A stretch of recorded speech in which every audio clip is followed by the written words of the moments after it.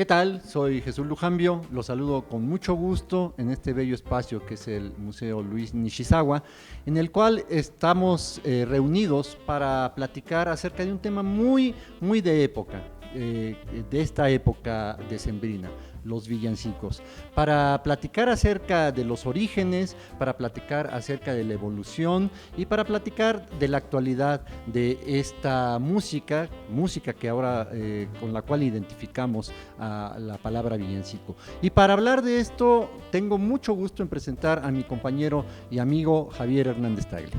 ¿Qué tal? Muchas gracias, maestro Jesús, ¿cómo estás? Muy bien, gracias.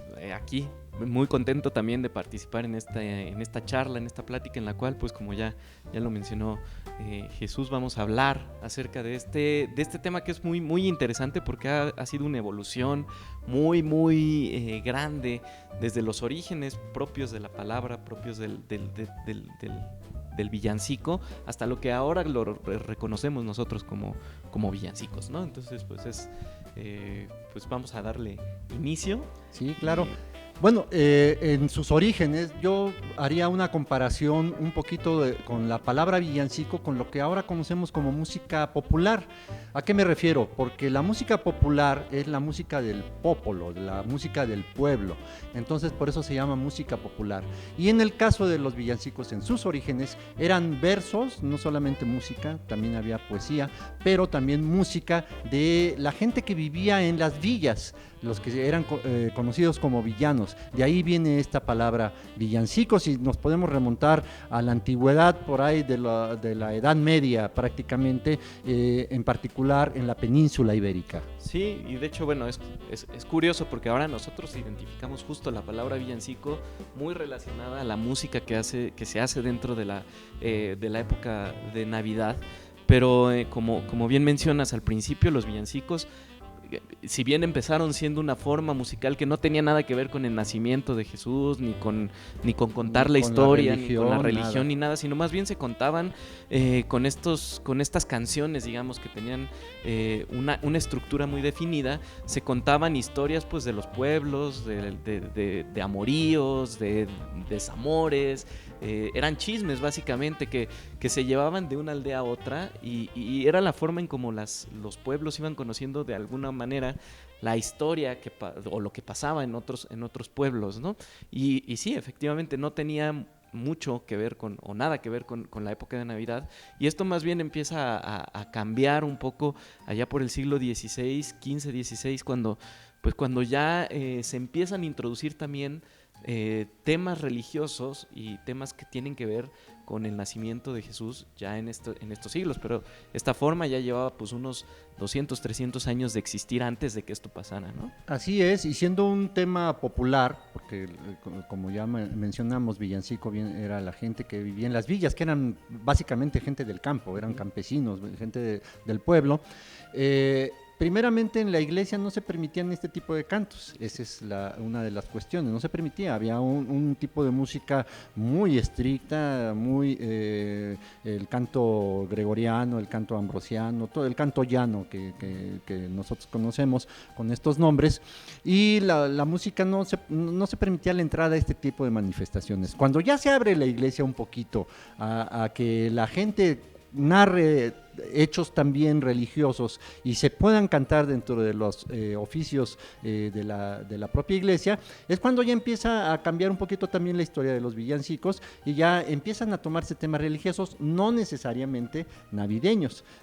Ya veremos en adelante cómo ha venido esta evolución. Sí, y es bien interesante porque justo esta apertura, digamos, de la iglesia hacia esos temas se da precisamente por los procesos de conquista y de colonización en el Nuevo Mundo. Es decir, el villancico, tanto la forma musical como la literaria, ayudaban a los evangelizadores a transmitir esas historias con los naturales, con los indígenas del Nuevo Mundo. Entonces es precisamente por eso esas épocas, siglo XV, XVI, cuando la iglesia entiende o empieza a utilizar estas herramientas artísticas, estas herramientas de comunicación para introducir la ideología principalmente cristiana dentro de las comunidades indígenas en el Nuevo Mundo. Y esto evidentemente tiene también un impacto pues muy importante, porque en Europa, y además es curioso porque si nosotros hacemos la investigación y vemos la referencia de la palabra villancico en Europa y la palabra villancico en el Nuevo Mundo, sí hay una, digamos, una diferencia sí. en cuanto a las historias que se contaban. Los villancicos en el Nuevo Mundo sí eran muy dados a ser temas religiosos, mientras que al mismo tiempo los villancicos en Europa seguían siendo pues un poco profanos, un poco con otras ideas, ¿no? Así es, eso yo también creo que tiene que ver con el hecho de que, como mencionaste, la música, como las demás artes, fueron herramientas para la evangelización y fueron utilizadas, pues yo diría que la música en un, no sé en qué porcentaje, pero en un 90 y tantos % que se produjo durante la época colonial era música religiosa. Y algunas cuestiones muy importantes eran que los evangelizadores buscaban sincretizar el asunto. Es decir, ellos traían su religión, la religión cristiana, la religión católica, de hecho, y llegaron a estas tierras, traían esclavos africanos, llegaron a conocer a los nativos de estas tierras y tenían que ganarse a todos ellos, se los tenían que ganar. Entonces, ¿cómo hicieron para ganárselo? Imitando el lenguaje de los negros, imitando los ritmos y el lenguaje, incluso utilizando las lenguas nativas de nuestra tierra, y así empezaron a ver este tipo de villancicos coloniales, ¿no? Este es un tema muy interesante y seguramente Javier, que bueno, por la naturaleza de su ejercicio profesional, él es guitarrista, laudista, vihuelista, esto por fuerza lo lleva a incursionar mucho en la musicología, porque son instrumentos que requieren de mucho sumergirse en la historia de la música dentro de esta área de la musicología. Y bueno, a lo que me quería referir, seguramente has pensado también en esta influencia sincrética que trajo la religión católica con las costumbres tanto de los esclavos que venían con los propios colonizadores, como las costumbres y los ritmos, la lengua que se hablaba aquí. Sí, exactamente. Y de hecho es algo como bien interesante, ¿no? Porque a pesar, y justo en este año, ¿no? Que además hay como una conmemoración importante de la caída de Tenochtitlan, de 500 años, etcétera, que se suele ver como una conquista, ¿no? Como una conquista. Pues la música lo que hizo realmente fue amalgamar, ¿no? Una sociedad que venía de muchos lugares, que venía con muchas ideologías, como bien mencionas, pues en esos mismos barcos en los que nos llegaron o en los que llegaron los europeos, pues venían los africanos, ¿no? Y traían una concepción de idea, una concepción musical, una concepción del ritmo muy diferente incluso a la que traían los europeos. Incluso, bueno, los españoles, bueno, los ibéricos o los de las cortes de Castilla y Aragón, que precisamente son los que llegan, pues también tenían ganas de deshacerse un poquito por ahí de un yugo, una conquista de 600 años de árabes, ¿no? Exacto. Entonces había como una lucha muy interesante que se da también en el Nuevo Mundo de buscar una identidad propia, ¿no? Tanto los españoles, digámoslo, ya hablando como en términos modernos, ¿no? Lo que ahora conocemos como España, como los indígenas y como los africanos contribuyeron a generar esa identidad aquí en el Nuevo Mundo. Y es bien interesante como, por ejemplo, compositores, ya entrando un poquito como a los ámbitos de la música colonial, como Gaspar Fernández, esto que mencionabas, ¿no? En un mismo villancico, en una misma pieza, cómo está contada incluso en 3 o 4 idiomas diferentes, ¿no? O sea, se utiliza el español, se utiliza el negrino, que era pues el idioma que hablaban los africanos, se utiliza también pues el náhuatl principalmente, ¿no? Y el español. Y entonces, como a veces incluso el latín, ¿no? Como había una mezcla de idiomas en un espacio de tiempo musical muy corto, 4 o 5 minutos, ¿no? Y que esto servía precisamente para que las comunidades que vivían en este nuevo mundo se sintieran incluidas, ¿no? Porque nunca se trató, a pesar de lo que a veces se cree, como de hacer estas segregaciones, ¿no? Siempre hubo una intención, por lo menos por parte de la iglesia, de incluir, ¿no? De incluir. Sí, ¿no? Y no olvidemos que México es un pueblo mestizo. Exacto. No es como otros pueblos de América en que pues ya la gente de los naturales se les relegó, se les eliminó. Aquí, como dices, se buscó integrarse y se mezclaron las dos etnias. Y bueno, este campo de la musicología es muy interesante. A mí me llama mucho la atención que, por ejemplo, cuando yo empecé a estudiar la música antigua por ahí de los principios de los años 90, porque ingresé a un grupo de música antigua con una persona que conocemos los dos, el maestro Carlos Hinojosa, Isabel Viley, que fue pues, también tu maestra. Ellos eran apasionados de la música antigua y a mí lo que me llama mucho la atención, y a ver tú qué opinas acerca de este asunto, es cómo en un lapso tan corto de tiempo, estoy hablando de hace 30 años básicamente, se siguen descubriendo cosas y siguen cambiando lo que antes era ley, ahora ya no lo es, ¿no? Sí. Por poner un ejemplo, cuando yo empecé a estudiar música antigua para hacer las interpretaciones lo más correcto posible en los cantos, Hernando Franco era considerado un músico mexicano y de origen azteca. En la actualidad ya no, ya se sabe que no, que él vino de España y que bueno, fue como tantos otros. Gaspar Fernández fue considerado, todavía tengo un libro bellísimo que editó el CENIDIM de la música de Gaspar Fernández por el maestro Aurelio Tello, otro gran investigador. Bueno, a principios de este siglo se pensaba que Gaspar Fernández era portugués. Ahora recientemente, gracias a investigaciones de otro gran investigador, Omar Morales Abril, se sabe que no, que era guatemalteco. Entonces, bueno, todo esto influye también con el conocimiento de estos temas, ¿no? Va variando, aunque digamos que lo básico es escuchar la música y disfrutarla, ¿no? Digamos, a final de cuentas es lo que importa. Exacto, a final de cuentas podemos nosotros como intérpretes abordar una pieza de alguna forma, con alguna idea, con alguna aproximación que a veces pues sentimos correcta, ¿no? O sea, justo lo que decías, este boom de interpretar la música antigua con ciertas normas que a veces muy estrictas, ¿no? Que provenían de la investigación, de la lectura de los tratados que existían en el Barroco y en el Renacimiento, pues es una moda prácticamente nueva, ¿no? Porque pues si tú te vas al siglo XIX, pues Mendelssohn tocaba Bach como se tocaba Chopin, como si fuera romántico, sí. Y estaba bien hacer eso, ¿no? Sí. Y entonces lo que es muy bonito de estas cosas y que creo que engloba lo que al final propicia la evolución de los cánticos en la Navidad es justo esta necesidad que tiene el ser humano por cantar. Porque yo pienso que más allá de tocar un instrumento, y no me dejarás mentir tú que eres pues director de un ensamble vocal y cantante, casi todos los que iniciamos una carrera musical empezamos cantando de alguna u otra forma, ¿no? Y cantar es un acto social muy importante, crea mucha comunidad, pues los coros, no por nada en las iglesias generalmente hay coros, ¿no? Y esta necesidad que tiene el ser humano por cantar hace que las fiestas como tal, ¿no? Las reuniones sociales siempre estén de alguna u otra forma acompañados por un canto, ¿no?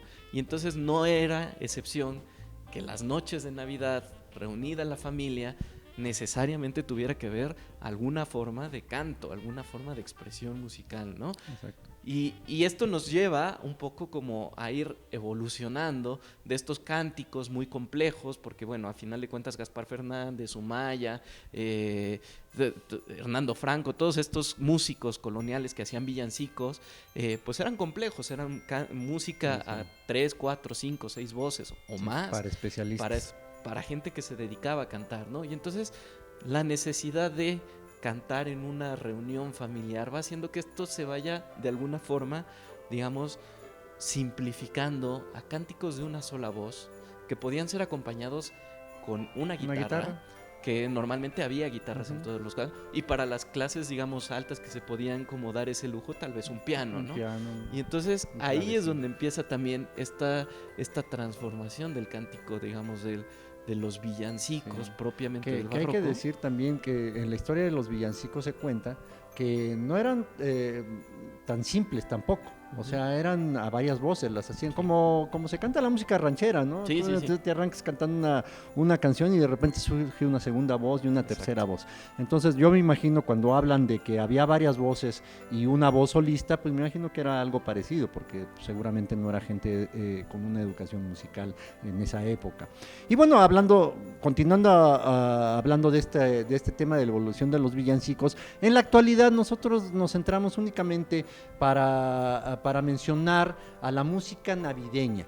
Y aquí ya metemos cualquier tipo de música, es decir, desde un rock hasta una pieza sinfónica, ¿no? Porque podemos, incluso tú buscas, yo que estoy haciendo mi playlist en Spotify para escuchar en mi carro, pones villancicos y te aparece el oratorio de Navidad de Bach, por ejemplo, pones villancicos y te aparece una canción de, bueno, pues como de las mismas que cantas con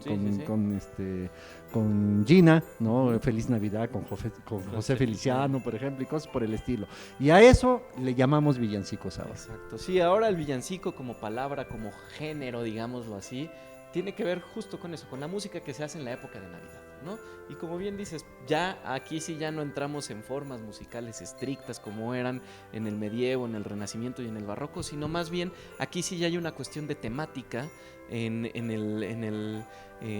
el texto, digamos, en la historia que se cuenta, ¿no? Ya no tanto en la música, que era el origen de la palabra villancico, fue musical, sin importar el texto. Ahora ya más bien relacionamos la palabra villancico con la música que se hace en Navidad. Y pues ya no importa, ya se mezclan un montón de cosas, pero ya no nada más se habla del nacimiento de Jesús, sino de los renos de Santa Claus y la nieve que cae en la época decembrina y todas estas cosas. Es decir, el villancico se amplió a diferentes formas de decir y formas de contar. Y esto tiene que ver con la cuestión cultural. Tú vas, por ejemplo, a Estados Unidos en Navidad y pues la verdad es, digo, aquí vas a cualquier casa y sí está el arbolito, pero está el nacimiento. Exacto. El nacimiento en donde se dedica un espacio al niño Dios. Tú vas a Estados Unidos en época navideña, lo digo en Estados Unidos porque pues, es un gran productor de este tipo de canciones, y pues lo que ves es el muñeco de nieve, el Santa Claus, los renos, el trineo, todas estas cosas que son, digamos, ya los símbolos de la Navidad, que yo siempre digo cuando lo comento con mi familia, pues es que para eso no es la Navidad en realidad, ¿no? Esos son adornos de lo que realmente es la Navidad, que es el nacimiento del niño Dios.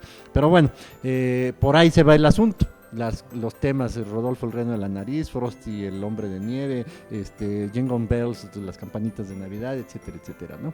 Sí, digo, al final terminamos en lo mismo, ¿no? Termina siendo un aspecto cultural en donde, bueno, pues la evolución de esto, que era una cuestión muy solemne, muy religiosa, con una temática muy específica, pues se va ampliando, sí, también hacia una cuestión comercial, hacia una cuestión pues de consumo, que es lo que pues a final de cuentas se vende a veces, o muchas de las veces en estas épocas, y claro que esos símbolos que antes pues solo era el nacimiento de Jesús, ahora se traslada, digamos, hacia otros ámbitos. Y también es muy interesante cómo muchas de las melodías que originalmente no eran navideñas, que tenían otra temática, ¿no?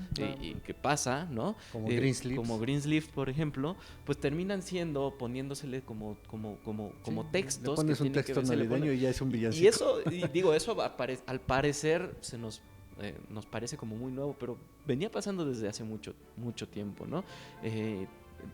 Melodías que eran referencia de otros temas y que pasaba incluso, ¿no? O sea, como incluso, no sé, si nos podemos referir al al Ars Nova, ¿no? Cuando, digamos, melodías que surgían en lo eclesiástico se pasaban a las tabernas con otro texto, pero era exactamente la misma melodía, o al revés, ¿no? Melodías que habían surgido, digamos, dentro de lo profano que se pasaban a lo religioso. Entonces, un poco así pasa también con estas melodías, digamos, apócrifas de la Navidad, o no necesariamente navideñas, que terminan teniendo un tema, un texto religioso, sí, todo navideño. corresponde en las diferentes épocas básicamente a lo mismo, ¿no? Se entremezclan las culturas, las costumbres, y bueno, los temas se pueden salir un poquito de control de repente.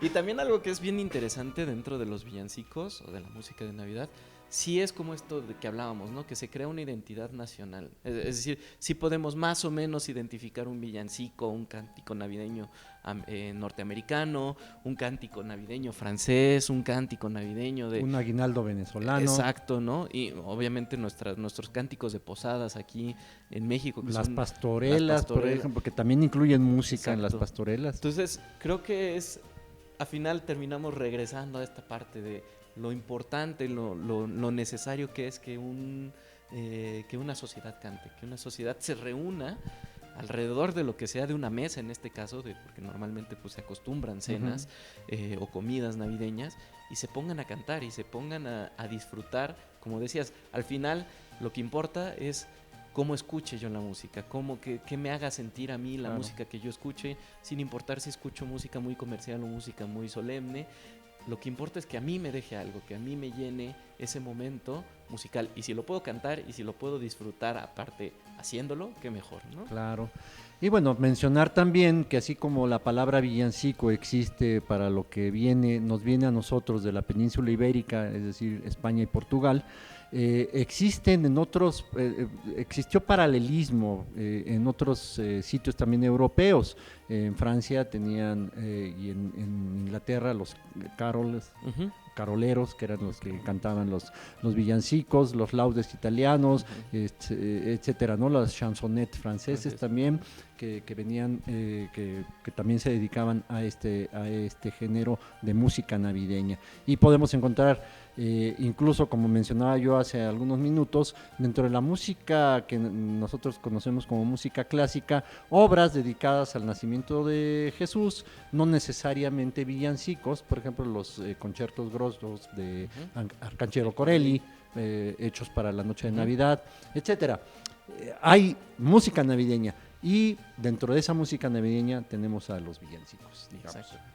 Y sí, pues es un tema, creo yo, muy amplio, muy interesante de abordar por toda esta historia que justo estamos tratando como de englobar y de resumir aquí un poquito en esta charla. Y creo que sí, o sea, es un tema que nos gustaría dejarles ahora sí que en su mesa de Navidad, en su mesa de Nochebuena, pues para que ustedes lo platiquen, busquen, como decía Jesús, pues ahí ahora ya tenemos muchas herramientas en la red como para buscar música que tiene que ver y que hace referencia a la noche de Navidad. Es el chiste de la música, hay que escucharla y dejarse llevar por ella. Exactamente, y entonces pues creo que... La recomendación que siempre hacemos es que escuchen música, que no dejen de tener música en su vida, porque la música es, se dice, el arte más directo, que entra por el oído y se va directamente al corazón. Así es. Y pues esperamos que hayan disfrutado como nosotros de esta charla. Muchas gracias, Jesús. No, al contrario. Por la conversación. Muchas gracias a la Secretaría de Cultura y Turismo por invitarnos, por darnos este espacio para hablar de este tema tan actual, porque ya estamos en el mes de diciembre, estamos ya llenos de artículos navideños por todos lados, y como yo les decía hace ratito, yo tengo ya mi lista de canciones navideñas que vengo oyendo. Hagan lo propio, si les gusta la Navidad, obviamente, porque hay música muy bonita dentro de este género. Así es, y pues bueno, pues nada más nos queda más que desearles felices fiestas, y como dices, que llenen su casa en estas épocas justo de mucha música, y si es navideña y si son villancicos, mejor. Muchas gracias a todos. Hasta pronto. Edomex, decisiones firmes, resultados fuertes.